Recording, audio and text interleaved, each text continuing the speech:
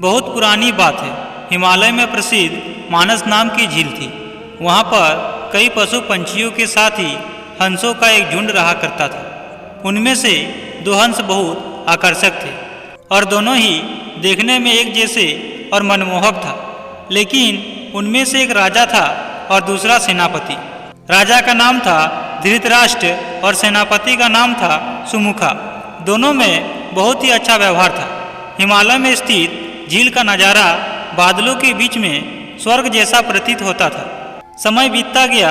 कुछ दिनों बाद वह झील और उनमें रहने वाले हंसों की प्रसिद्धि वहां आने जाने वाले पर्यटकों के साथ साथ देश विदेश में फैल गई।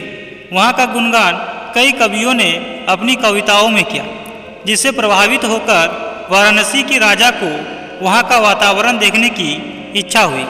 लेकिन राजा ने अपने राज्य में बिल्कुल वैसे ही झील का निर्माण करवाया और वहां पर कई प्रकार के सुंदर और आकर्षक फूलों के पौधों के साथ ही स्वादिष्ट फलों के पेड़ लगवाए और साथ ही विभिन्न प्रजाति के पशु पंछियों की देखभाल और उनकी सुरक्षा की व्यवस्था का आदेश भी दिया गया। और इस तरह वहां का सरोवर भी स्वर्ग जैसा सुंदर लगने लगा। लेकिन राजा के मन में अभी उन दो हंसों को देखने की इच्छा थी, जो हंस हिमालय के मानस सरोवर में रहते थे। एक दिन सरोवर के अन्य हंसों ने राजा के सामने वाराणसी के सरोवर जाने की इच्छा प्रकट की। लेकिन हंसों का राजा समझदार था। वह जानता था कि अगर वह वहां गए तो राजा उन्हें पकड़ लेगा। इसी कारण से उसने सभी हंसों को वहां जाने से मना किया। लेकिन वह सभी नहीं माने। तभी कुछ दिनों बाद राजा और सेनापति के साथ सभी हंस वाराणसी की ओर चल पड़े। कुछ समय बाद जैसे ही हंसों का झुंड उस झील में पहुंचा तो वहां पर स्थित सभी लोग अन्य हंसों को छोड़कर सिर्फ दो हंसों की शोभा देखते ही रह गए। सोने की तरह चमकती उनकी चोंच थी और सोने की तरह ही नजर आते उनके पैर और बादलों से भी ज्यादा सफेद उनके पंख हर किसी को अपनी ओर आकर्षित कर रहे थे। जब हंसों के पहुंचने की खबर राजा को दी गई, तब राजा ने हंसों को पकड़ने की योजना बनाने लगे। और उसी रात जब सब सो गए तो उन हंसों को पकड़ने के लिए वहां पर जाल बिछा दिया गया। अगले दिन जब हंसों का राजा नींद से जागकर भ्रमण पर निकला तो वह हंसों के राजा जाल में फंस गया। जाल में फंसते ही उसने तुरंत ही तेज आवाज में अन्य सभी हंसों को वहां से उड़ने और अपनी जान बचाने का आदेश दिया। तभी राजा हंस की बात सुनकर अन्य सभी हंस वहां से उड़ गया। लेकिन उनका सेनापति सुमुखा अपने स्वामी को फंसा देखकर उसे बचाने के लिए वहीं रुक गया। कुछ समय बाद हंस को पकड़ने के लिए सैनिक वहां आ गया। उसने देखा कि हंसों का राजा जाल में फंसा हुआ है और दूसरा राजा को बचाने के लिए वहां पर खड़ा है। हंस की स्वामी भक्ति देखकर सैनिक बहुत प्रभावित हुआ और उसने हंस के राजा को छोड़ दिया। हंसों का राजा समझदार होने के साथ साथ दूरदर्शी और बुद्धिमान भी था। उसने सोचा कि अगर राजा को पता चलेगा कि उनके सैनिकों ने मुझे छोड़ दिया है तो राजा इसे जरूर दंड देगा। यह सोचकर उसने राजा के सैनिकों से कहा कि आप हमें राजा के पास ले चले। हंसों की बात सुनकर सैनिक उन्हें अपने साथ राजदरबार में ले गया और दोनों हंस सैनिक के कंधे पर बैठे हुए थे। हंसों को सैनिक के कंधे पर बैठा देखकर हर कोई सोच में पड़ गया।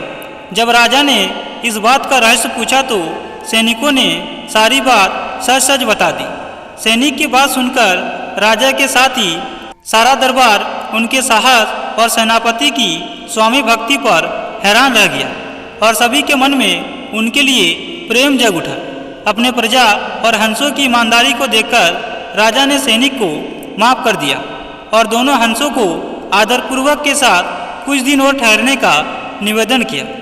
तभी हंस ने कहा कि हे योद्धाओं के योद्धा, आजकल के जीवन में व्यक्ति दिन भर धन कमाने के लिए भागदौड़ करता है। दरअसल जीवन के लिए धन ही बहुत आवश्यकता होता है। इसलिए व्यक्ति धन कमाने के लिए हर संभव प्रयास करता है।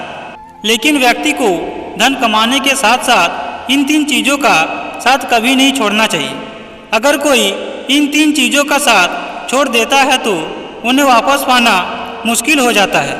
पहला है परिवार का साथ। जब रिश्तों के बीच में पैसा आ जाता है तो वहाँ अहंकार जन्म ले लेता है, जिससे रिश्ते में दरार आनी शुरू हो जाती है। इसलिए परिवार से पहले कभी पैसे को प्राथमिकता नहीं देनी चाहिए। पैसे आपके हमेशा साथ नहीं दे सकता। जीवन में कभी भी ऐसी परिस्थिति आ सकती है जब परिवार ही व्यक्ति के काम आता है। इसलिए परिवार को पैसे से पहले रखना चाहिए, क्योंकि रिश्ते की डोर टूट गई तो इसे दोबारा जोड़ा जा सकता है, लेकिन रिश्तों में आई दरार दोबारा जोड़ी नहीं जा सकती। दूसरा है धर्म का साथ। जहाँ धर्म विद्या लक्ष्मी न हो वहाँ सकारात्मकता वास नहीं करती है। साथ ही ऐसे घर में व्यक्ति का स्वास्थ्य भी ठीक नहीं रहता है। महान ऋषियों के अनुसार धर्म रहित व्यक्ति शून्य के समान है। जो व्यक्ति पैसे के लिए धर्म का साथ छोड़ देता है वह अपनी प्रतिष्ठा भी खो देता है। इतना ही नहीं, जो व्यक्ति लालच करेगा वह अधर्म के रास्ते पर चलने लगता है। तीसरा है आत्मसम्मान। कहते हैं आत्मसम्मान व्यक्ति की वह पूंजी है जिसे कभी भी खरीदा नहीं जा सकता। धन तो व्यक्ति कमा लेता है, लेकिन आत्मसम्मान पाना बहुत मुश्किल है। कहते हैं खोए हुए धन को दोबारा प्राप्त किया जा सकता है, लेकिन धन कमाने से कई ज़्यादा कठिन है आत्मसम्मान पाना। इसलिए पैसे के नशे में चूर व्यक्ति की तुलना में आत्मसम्मान से परिपूर्ण इंसान अधिक धनवान होता है।